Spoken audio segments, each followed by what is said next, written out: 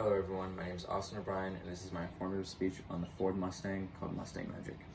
As Car and Driver once claimed in their May of 1964 issue, this is the best thing to come out of Dearborn since the 1932 Model B V8 Roadster.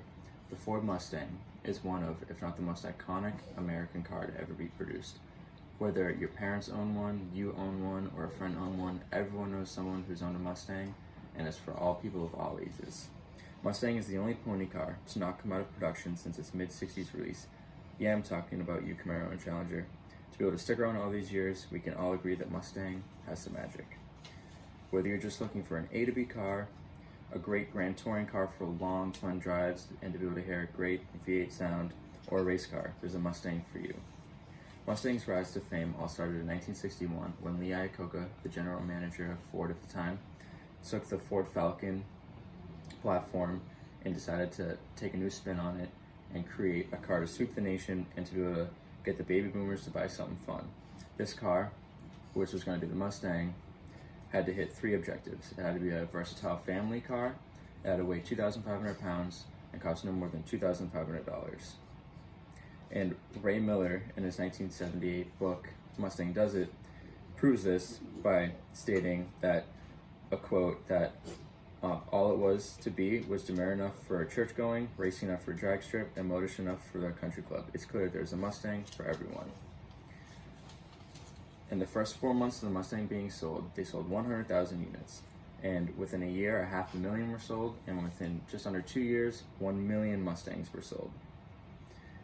And despite its great success so far, there was one problem with the Mustang. It initially hit all of its target crowds, but the only problem is that now it was kind of being seen as a secretary's car. Just a little inline six car that people just took to and home from work. And that missed Lee Iacocca's, one of his main goals of it being a race car. So what Lee Iacocca did is he hired the rowdy Texan Carroll Shelby, who was a Le Mans winning driver, to spice the Mustang up. Carroll Shelby took the motor and put a bigger carburetor on it, tuned the suspension, changed the valves, and now the Mustang turns to the Shelby GT350 and GT350R race cars. Now there definitely was a Mustang for everyone. You had your inline six and convertible just for cruisers, your V8s for the rowdy young kids, and you had your GT350 and GT350R race cars. Throughout the 60s, the Mustang got better in different variations. There were GT models, convertible models, California special models, fastback, notchback, Mach 1 Super Cobra jets, Boss 302s, and even NASCAR homologation efforts like the mighty Boss 429. All those cars ruled the streets into the 70s. And now by 1970, there definitely was a Mustang for everyone. And as the mid-70s came along, there were multiple gas crises. And so because of that, the Mustang had to get a rehaul. And now this Mustang, which was released in 1974, was called the Mustang II. It had a detuned motor and new looks, and even though it sold really well, it just wasn't the same as the last ones. But still, it still sold pretty well and did good for a Mustang.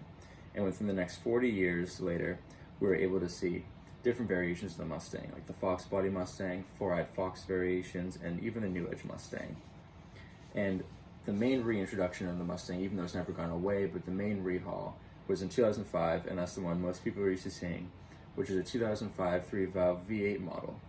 And that reintroduction of the Mustang single-handedly relaunched the pony car wars and egged Chrysler and GM on to release the Camaro, Charger, and Challenger. And to this day, Ford is built on a nice legacy and only gets better every time they release a new Mustang.